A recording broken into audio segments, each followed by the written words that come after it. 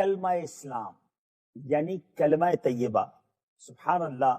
کلمہ طیبہ یا کلمہ شہادت کے فضائل اس قدر ہیں کہ بہت ساری حدیثیں اس کے فضائل میں موجود ہیں. آج کچھ احادیث بھی آپ سنیں گے. یاد رکھیے اسلام کا بنیادی وہ کلمہ ہے یہ کہ جس پر اسلام کی پوری عبارت قائم ہے. یہ کلمہ بلا شبہ جنت میں لے جانے والا عمل بلکہ جنت میں لے جانے والے تمام اعمال صالحہ کی اصل و بنیاد ہے. یعنی اگر کلمہ طیبہ ہی نہیں ہے، ایمان ہی پکا نہیں ہے، اپنے دل سے اللہ اور اس کے رسول کو مانا ہی نہیں ہے، تو پھر باقی اعمال کی کیا حیثیت رہ جاتی ہے؟ تو پتہ چلا کہ کلمہ طیبہ یعنی کلمہ اسلام، جس کو کلمہ شہادت بھی کہا جاتا ہے، یہ تمام اعمال صالحہ کی بنیاد ہے، اور یوں کہا جائے کہ جنت میں جانے والی تمام چابیوں کی اصل بھی یہی ہے. آئیے کچھ احادیث کے ذریعے کلمہ طیبہ کے فضائل سنیے، اور آج ایک نیت کرنی ہے کہ دل کی گہرائیوں کے ساتھ کلمہ طیبہ کا ورد کرتے رہیں. ذرا فضائل تو سنیں اور ایمان تازہ کریں. حضرت عبادہ بن ثابت رضی اللہ تعالیٰ عنہ سے روایت ہے، اور یہ مشکات شریف کی حدیث ہے. انہوں نے کہا کہ میں نے رسول اللہ صلی اللہ تعالیٰ علیہ وسلم کو یہ فرماتے سنا کہ جو شخص اس بات کی گواہی دے کہ خدا عز و جل کے سوا کوئی معبود نہیں اور حضرت محمد صلی اللہ تعالیٰ علیہ وسلم اللہ کے رسول ہیں، تو اللہ تعالیٰ اس کے اوپر جہنم کو حرام فرما دے گا. سبحان اللہ. یہ گواہی دینا دل کی گہرائیوں سے کس قدر بڑی برکت ہے. ایک اور حدیث پاک سنیے اور ایمان تازہ کیجیے. مسلم شریف کی حدیث ہے، حضرت عثمان رضی اللہ تعالیٰ عنہ سے روایت ہے. انہوں نے کہا کہ رسول اللہ صلی اللہ تعالیٰ علیہ وسلم نے فرمایا کہ جو شخص لا الہ الا اللہ کا یقین رکھتے ہوئے مرا وہ جنت میں داخل ہوگا. سبحان اللہ. یہاں ایک بات کی وضاحت کرنا ضروری سمجھتا ہوں کہ جہاں حدیثوں میں فقط لا الہ الا اللہ کا ذکر کیا گیا، اس سے مراد پورا کلمہ یعنی لا الہ الا اللہ محمد الرسول اللہ صلی اللہ تعالیٰ علیہ وسلم ہے، مگر اس کو اختصار کے طور پر شارٹ فارم میں لا الہ الا اللہ کے طور پر ذکر کیا گیا. جیسا کہ عام طور پر کہا جاتا ہے کہ نماز میں الحمد پڑھنا واجب ہے. اس سے مراد یہ نہیں کہ صرف الحمد پڑھنا ہے، اس سے مراد پوری سورہ فاتحہ ہے. اسی طرح میرے میٹھے اسلامی بھائیوں، جہاں جہاں حدیثوں میں صرف لا الہ الا اللہ کا ذکر ہے، اس سے مراد پورا کلمہ ہے، کیونکہ ظاہر ہے کہ صرف لا الہ الا اللہ کہنے والا ہرگز مسلمان نہیں ہو سکتا، نہ جنت میں جا سکتا ہے. مسلمان اور جنتی تو وہی ہوگا جو پورے کلمہ یعنی لا الہ الا اللہ محمد رسول اللہ صلی اللہ تعالی علیہ وسلم اس کو دل سے سچا مان کر زبان سے پڑھے. چنانچہ اس عنوان میں جہاں جہاں احادیث میں لا الہ الا اللہ کہا گیا، اس سے مراد پورا کلمہ طیبہ ہی ہے. ایک اور حدیث پاک سنیے، حضرت معاذ بن جبل رضی اللہ تعالیٰ عنہ سے روایت ہے. انہوں نے کہا کہ مجھ سے رسول اللہ صلی اللہ تعالی علیہ وسلم نے فرمایا جنت کی کنجیاں لا الہ الا اللہ کی گواہی ہے. یہی تو ہمارا موضوع ہے کہ جنت کی چابیاں. سبحان اللہ. کلمہ طیبہ گویا جنت میں جانے کا گیٹ پاس ہے، مگر یہ دل کی گہرائیوں سے پڑھنا ہے اور بار بار پڑھنا ہے. یہاں کچھ مسائل بھی آپ سنیں گے جو مزید ایمان کو جلا بخشیں گے، مزید کلمہ طیبہ سے محبت کو پیدا کریں گے.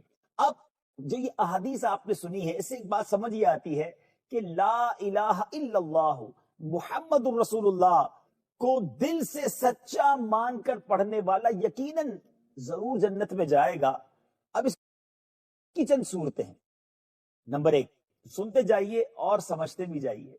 نابالغ مگر ہوش مند لڑکے نے کلمہ پڑھ لیا اور بالغ ہونے سے پہلے ہی مر گیا، یا بالغ نے یہ کلمہ پڑھا اور فوراً ہی یا تو مجنون ہو گیا یعنی پاگل ہو گیا اور اسی حالت میں مر گیا، یہ کلمہ پڑھتے ہی فوراً اس کا انتقال ہو گیا.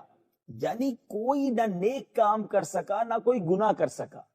تو اب فقط کلمہ اسلام پر ایمان لانے کے سبب سے یہ ہمیشہ ہمیشہ کے لیے جنت میں داخل ہو جائے گا، کیونکہ اس نے گناہ ہی نہیں کیا نا. کلمہ طیبہ پڑھنے کے بعد اس کے گناہوں کا گویا اندراج ہی نہیں ہو سکا، تو اب یہ جنت میں چلا جائے گا. ایک صورت تو یہ ہے. دوسری صورت یہ ہے کہ کسی نے کلمہ اسلام پڑھ کر عمر بھر نیکی ہی کے اعمال کیے، کوئی گناہ کا کام اس نے کیا ہی نہیں، تو یہ شخص بھی ہمیشہ ہمیشہ کے لیے جنت میں جائے۔ تیسری صورت کیا ہے کہ کسی شخص نے کلمہ پڑھ کر کچھ نیک اعمال کیے اور کچھ گناہ کے کام بھی کر ڈالے، یعنی ہم جیسا اگر کوئی گناہگار بندہ ہے تو فرمایا کہ مگر مرتے دم تک اس کلمے پر قائم رہا تو اگر اس شخص کو توبہ نصیب ہو گئی تو بھی یہ ہمیشہ ہمیشہ کے لیے جنت میں جائے گا، اور اگر یہ شخص توبہ نہ کر سکا تو پھر اس کا معاملہ خداوند کریم کی مرضی پر ہے۔ اگر خداوند تعالیٰ چاہے تو اپنے فضل و کرم سے اس کے گناہوں کو معاف فرما دے گا اور اس کو ہمیشہ ہمیشہ کے لیے جنت میں داخل فرما دے گا، اور اگر چاہے تو اس کے گناہوں کے لیے اس کو جہنم کا عذاب دے، پھر اس کو جہنم سے نکال کر جنت میں داخل کر دے گا۔ اچھا، ایک اور صورت جو سمجھ آتی ہے، بہرحال کلمہ اسلام پر ایمان رکھنے والا ہمیشہ ہمیشہ کے لیے، ایک بات تو طے ہے کہ جہنم میں ہمیشہ ہمیشہ کے لیے وہ نہیں رہ سکتا، بلکہ وہ کبھی نہ کبھی ضرور جنت میں جائے گا، اس لیے کہ کلمہ اسلام جنت کی کنجیوں میں سے ایک اعلیٰ درجے کی کنجی، بلکہ جنت کی تمام کنجیوں کا دار و مدار اس پر ہے۔ جنت میں پہنچانے والی سڑکوں میں یہ سب سے بڑی سڑک بلکہ یہی شاہراہ ہے۔ اے میرے بیچو پیارے اسلامی بھائیوں، اب کلمہ اسلام یعنی کلمہ طیبہ پڑھنے کا ثواب کتنا ہے؟ بہت سارے اذکار ہم کرتے ہیں اور کرنا بھی چاہیے، مگر کلمہ طیبہ سبحان اللہ، حدیث پاک سنیے اور ایمان تازہ کیجیے۔ اور ترمذی شریف کی حدیث ہے کہ قیامت کے دن ایک شخص کو اللہ تعالیٰ تمام مخلوق کے سامنے کھڑا کر کے اس کے نامہ اعمال کے 99 دفتر کھولے گا، اور ہر دفتر اس کی حد نگاہ کے برابر لمبا چوڑا ہوگا۔ پھر باری تعالیٰ فرمائے گا کیا تجھ کو ان اعمال سے انکار ہے؟ کیا نامہ اعمال لکھنے والے فرشتوں نے تجھ پر کچھ ظلم کیا ہے؟ تو وہ کہے گا نہیں ہے میرے پروردگار۔ پھر باری تعالیٰ فرمائے گا کیا تجھ کو کوئی عذر درپیش ہے، کوئی آرگیومنٹ ہے، کوئی عذر ہے؟ کہے گا نہیں میرے پروردگار۔ اللہ عز و جل فرمائے گا کیوں نہیں، تیری ایک نیکی ہمارے پاس موجود ہے اور تجھ پر کوئی ظلم نہیں ہوگا۔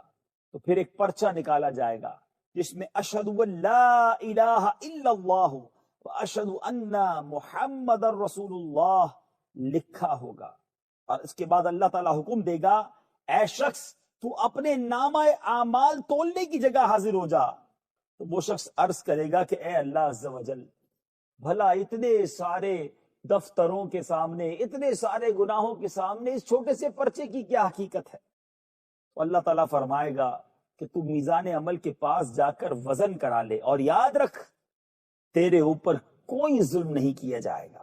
حضور اکرم صلی اللہ تعالیٰ علیہ وسلم نے ارشاد فرمایا کہ اس وقت ان تمام نامہ اعمال کے دفتروں کو میزان عمل کے ایک پلڑے میں رکھا جائے گا اور وہ پرچہ دوسرے پلڑے میں رکھا جائے گا، اور جب وزن کیا جائے گا تو تمام دفتروں کے انبار ہلکے پڑ جائیں گے اور وہ پرچہ بھاری ہوگا۔ ظاہر ہے بھلا خدا کے نام کے سامنے اللہ عز و جل کے نام کے مقابلے میں کون سی چیز بھاری ہو سکتی ہے؟ کلمہ طیبہ بھی تمہاری زبانوں پہ پڑھنا آسان ہے، اس کو اتنا عادی بنا لو، اتنا عادی بنا لو زبان کو کلمہ طیبہ کا، کہ جب زبانیں بھاری ہو جائیں، سکرات کا عالم طاری ہو، اس وقت زبان سے الفاظ مشکل سے ادا ہوں گے، لیکن چونکہ تمہاری زبان کلمہ پڑھنے کی عادی ہوگی، اس وقت بھی زبان پر کلمہ طیبہ جاری ہو جائے گا۔ اور ایک لاجیکلی مثال دیتا ہوں میرے بدر چل کے ناظرین، بعض اوقات آپ نے دیکھا ہوگا کہ جن کی زبان پر کلمہ طیبہ ہو، یا رسول اللہ کی صدائیں ہوں، یا غوث اعظم وہ کہنے کے عادی ہوں، تو جب کبھی کوئی مشکل مرحلہ آتا ہے نا، ایکسیڈنٹ ہوتے ہوتے انسان کا رہ جاتا ہے، کوئی جھٹکا لگتا ہے، کوئی تکلیف پہنچتی ہے، تو بے ساختہ انڈیلیبریٹلی اس کی زبان سے کلمہ طیبہ نکل آتا ہے، یا رسول اللہ کی صدا نکل آتی ہے، یا غوث اعظم کی صدا نکلتی ہے۔ ایسا ہوتا ہوگا آپ کے ساتھ، ہوا ہے نا آپ کے ساتھ؟ جن کے ساتھ ہوا ہے وہ سر ہلا رہے ہوں گے۔ کیوں؟ ہماری یہ پڑھنے کی عادت ہے، ہمیں پتہ ہے مشکل وقت میں یہ اچھے کلمات ادا کرنے ہیں، لیکن جن لوگوں کی معاذ اللہ گالیاں دینے کی عادت ہے، بری باتیں کرنے کی عادت ہے، ہم نے دیکھا ہے وہ گر بھی جاتے ہیں نا، یا دھکا بھی لگ جاتا ہے، یا اللہ نہ کرے ایکسیڈنٹ بھی ہوتا ہے، تو ان کی زبان سے گالی نکلتی ہے، ان کی زبان سے کوئی برا کلمہ ہی نکلتا ہے۔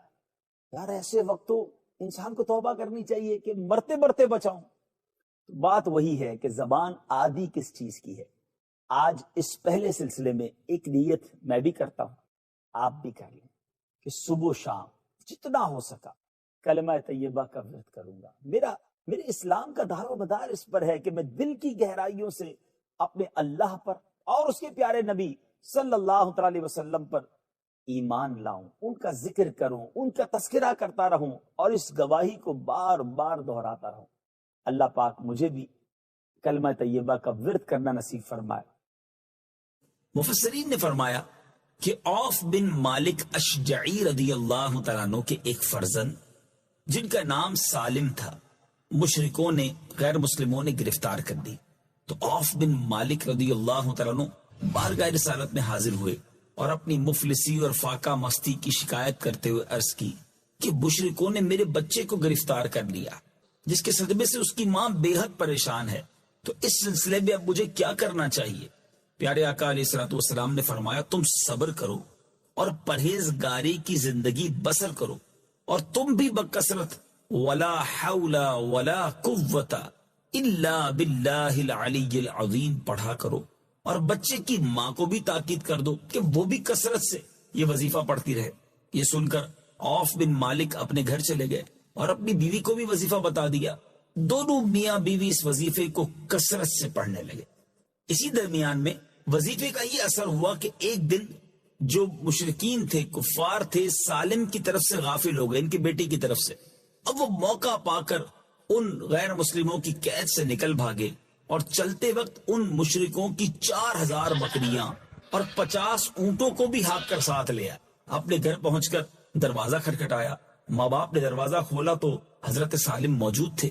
ماں باپ بیٹے کی ناگہاں ملاقات سے بے حد خوش ہوئے اور عوف بن مالک نے پیارے آقا علیہ الصلوۃ والسلام کو اپنے بیٹے کی سلامتی کے ساتھ قید سے رہائی کی خبر سنائی اور یہ سوال بھی پوچھا کہ حضور یہ بکریاں اور اونٹ ان غیر مسلموں کی لے کر آ گئے ہیں، کیا یہ ہمارے لیے حلال ہیں؟ پیارے آقا علیہ الصلوۃ والسلام نے ان کو اجازت دے دی کہ وہ اونٹوں اور بکریوں کو جس طرح چاہیں استعمال کریں. سبحان اللہ، اللہ نے قید سے بھی رہائی دے دی اور میٹھے اسلامی بھائیوں بہت سارا مال بھی انہیں ہاتھ آیا. وہ اللہ سے ڈرے، اللہ اس کے لیے نکلنے کا راستہ بنا دے گا اور اسے وہاں سے روزی دے جہاں اس کا گمان بھی نہ ہو، اور جو اللہ پر بھروسہ کرے تو وہ اسے کافی ہے. بے شک اللہ اپنا کام پورا کرنے والا ہے، بے شک اللہ نے ہر چیز کے لیے ایک اندازہ مقرر کر رکھا ہے. حدیث پاک میں آیا کہ رسول اللہ صلی اللہ علیہ وسلم نے فرمایا ہے کہ ایک ایسی آیت جانتا ہوں کہ لوگ اس آیت کو لے لیں تو یہ آیت لوگوں کو کافی ہو جائے گی. علامہ اجہوری نے اپنی کتاب فضائل رمضان میں تحریر فرمایا ہے کہ ایک مرتبہ کچھ لوگ سمندر میں کشتی پر سوار ہو کر سفر کر رہے تھے تو سمندر سے ایک آواز دینے والے کی آواز آئی مگر اس کی صورت نہیں دکھائی دی. اس نے کہا کہ اگر کوئی شخص مجھے 10,000 دینار دے دے تو میں اس کو ایسا وظیفہ بتا دوں گا کہ اگر وہ ہلاکت کے قریب پہنچ گیا ہو اور اس وظیفے کو پڑھ لے تو تمام بلائیں اور ہلاکتیں ٹل جائیں گی. تو کشتی والوں میں سے ایک نے بلند آواز سے کہا آؤ میں تجھ کو 10,000 دینار دیتا ہوں، مجھے وہ وظیفہ بتا دے. تو آواز آئی کہ دیناروں کو سمندر میں ڈال دے، مجھے مل جائیں گے. چنانچہ کشتی والے نے 10,000 دیناروں کو سمندر میں ڈال دیا. تو غیبی آواز والے نے کہا کہ وہ وظیفہ وَمَن يَتَّقِ اللَّهِ، یعنی یہ پوری آیت ہے. اور فرمایا کہ جب تم پر کوئی مصیبت پڑے تو یہ پڑھ لیا کرو. یہ سن کر کشتی کے سب سواروں نے اس کا مذاق اڑایا اور کہا تو نے 10,000 دیناروں کی کثیر دولت ضائع کر دی. تو اس نے جواب دیا کہ ہرگز ہرگز میں نے اپنی دولت کو ضائع نہیں کیا اور مجھے اس میں کوئی شبہ نہیں ہے کہ یہ قرآن شریف کی آیت ضرور نفع بخش ہوگی. اس کے بعد چند دن کشتی چلتی رہی، پھر اچانک طوفان کی موجوں سے کشتی ٹوٹ کر بکھر گئی. سوائے اس آدمی کے کشتی کا کوئی آدمی بھی زندہ نہیں بچا. یہ کشتی کے ایک تختے پر بیٹھا ہوا سمندر میں بہتا چلا جا رہا تھا، یہاں تک کہ ایک جزیرے میں اتر پڑا. چند قدم چل کر یہ دیکھا کہ شاندار محل بنا ہوا ہے، ہر قسم کے موتی اور جواہرات وہاں پڑے ہوئے ہیں، اور اس محل میں ایک بہت ہی حسین عورت اکیلی بیٹھی ہوئی ہے، اور ہر قسم کے میوے اور کھانے کے سامان وہاں رکھے ہوئے ہیں. اس عورت نے اس سے پوچھا کہ تم کون ہو اور یہاں کیسے پہنچ گئے؟ تو اس نے عورت سے پوچھا کہ تم کون ہو اور یہاں کیا کر رہی ہو؟ تو اس عورت نے اپنا قصہ سنایا کہ میں بصرہ کے ایک عظیم تاجر کی بیٹی ہوں، میں اپنے باپ کے ساتھ سمندری سفر میں جا رہی تھی کہ ہماری کشتی ٹوٹ گئی اور مجھے کوئی اچانک کشتی میں سے اچک کر لے بھاگا، اور میں اس جزیرے میں اس محل کے اندر اس وقت سے پڑی ہوں۔ ایک شیطان ہے جو مجھے اس محل میں لے آیا ہے، وہ ہر 7ویں دن یہاں آتا ہے اور میرے ساتھ قربت کرتا ہے، اور آج اس کے یہاں آنے کا دن ہے، لہٰذا تم اپنی جان بچا کر یہاں سے بھاگ جاؤ ورنہ وہ آ کر تم پر حملہ کر دے گا۔ ابھی اس عورت کی گفتگو ختم بھی نہیں ہوئی تھی کہ ایک دم اندھیرا چھا گیا۔ تو عورت نے کہا کہ جلدی بھاگ جاؤ، وہ آ رہا ہے ورنہ وہ تم کو ضرور ہلاک کر دے گا۔ چنانچہ وہ آ گیا اور یہ شخص کھڑا رہا، مگر جو ہی شیطان اسے دبوچنے کے لیے آگے بڑھا تو اس نے وہی آیت وظیفہ پڑھنا شروع کر دیا، تو شیطان زمین پر گر پڑا اور اس زور کی آواز آئی گویا پہاڑ کا ٹکڑا ٹوٹ کر گر پڑا ہے۔ پھر وہ شیطان جل کر راکھ کا ڈھیر ہو گیا۔ یہ دیکھ کر عورت نے کہا کہ اللہ تعالیٰ نے تم کو فرشتہ رحمت بنا کر میرے پاس بھیج دیا ہے، تمہاری بدولت مجھے شیطان سے نجات ملی۔ پھر اس عورت نے اس مرد سے کہا کہ ان موتی جواہرات کو اٹھا لو اور اس محل سے نکل کر میرے ساتھ سمندر کے کنارے چلو اور کوئی کشتی تلاش کر کے یہاں سے نکل چلو۔ چنانچہ بہت سے موتیوں جواہرات اور پھل وغیرہ کھانے کا سامان لے کر دونوں محل سے نکلے اور سمندر کے کنارے پہنچے تو ایک کشتی بصرہ جا رہی تھی۔ یہ دونوں سوار ہو کر اس میں بصرہ پہنچے۔ لڑکی کے والدین اپنی گمشدہ لڑکی کو پا کر بے حد خوش ہوئے اور اس مرد کے ممنون ہو کر اس کو بڑی عزت و احترام کے ساتھ اپنے گھر میں مہمان رکھا۔ پھر لڑکی کے والدین نے پوری سرگزشت سن کر دونوں کا نکاح کر دیا اور دونوں میاں بیوی بن کر رہنے لگے، اور تمام موتیوں جواہرات جو دونوں جزیرے سے ساتھ لائے تھے وہ دونوں کی مشترکہ دولت بن گئے۔ اور اس عورت سے خداوند تعالیٰ نے اس مرد کو چند اولاد بھی دی اور وہ دونوں بہت ہی محبت اور الفت کے ساتھ اپنی زندگی بسر کرنے لگے۔ سبحان اللہ۔ میرے میٹھے اسلامی بھائیو، اس واقعے سے معلوم کیا ہوا کہ اعمال و وظائف قرآنی میں بڑی بڑی تاثیرات ہیں، مگر شرط یہ ہے کہ عقیدہ درست ہو اور اعمال کو صحیح طریقے سے پڑھا جائے اور زبان گناہوں کی آلودگی اور لقمہ حرام سے محفوظ و پاک ہو، عمل میں اخلاص نیت اور شرائط کی پوری پابندی بھی ہو۔ انشاءاللہ عز و جل ان قرآنی وظائف سے بڑی بڑی اور عجیب عجیب تاثیرات کا ظہور ہوگا۔ کوئی کہے بھائی کیسے ٹھیک ہے؟ نہیں یار، بہت برا حال ہے، مارکیٹ بہت ڈاؤن ہے، کاروبار بہت ڈاؤن ہے، طبیعت بھی ٹھیک نہیں ہے، حالات بھی اچھے نہیں ہیں، آلویز کمپلین۔ اتنی بڑی لسٹ تیار ہوتی ہے ہمارے پاس۔ اچھا، پھر ہم نے بھی 2-4 الگ الگ لوگ بنائے ہوئے، فیملی کو تو ہر وقت ہی ہم گڑبڑی بتا رہے ہوتے ہیں۔ کاروباری ڈاؤن ہے، ان کو جس دن بتا دیں گے تیزی آئی ہے خرچہ شروع کر دیں گے، تو ان کو تو ہر وقت بندی میں رکھنے کا ہے، ٹھیک ہے۔ کچھ دوست ہیں جو قرضہ ورضہ مانگنے والے ہیں، فیور لینے والے، ان کے سامنے بھی ہم بندی کا ہی رونا رو رہے ہوتے ہیں۔ ارے کیا ہے، آلویز پرابلم، سر میں درد ہے، طبیعت ٹھیک نہیں ہے، گھر میں پریشانی ہے، بچے بیمار، کوئی اچھا کام نہیں ہو رہا تمہارے ساتھ، کوئی نعمت نہیں ہے۔ قرآن کہتا ہے وَأَمَّا بِنِعْمَةِ رَبِّكَ فَحَدِّثْ۔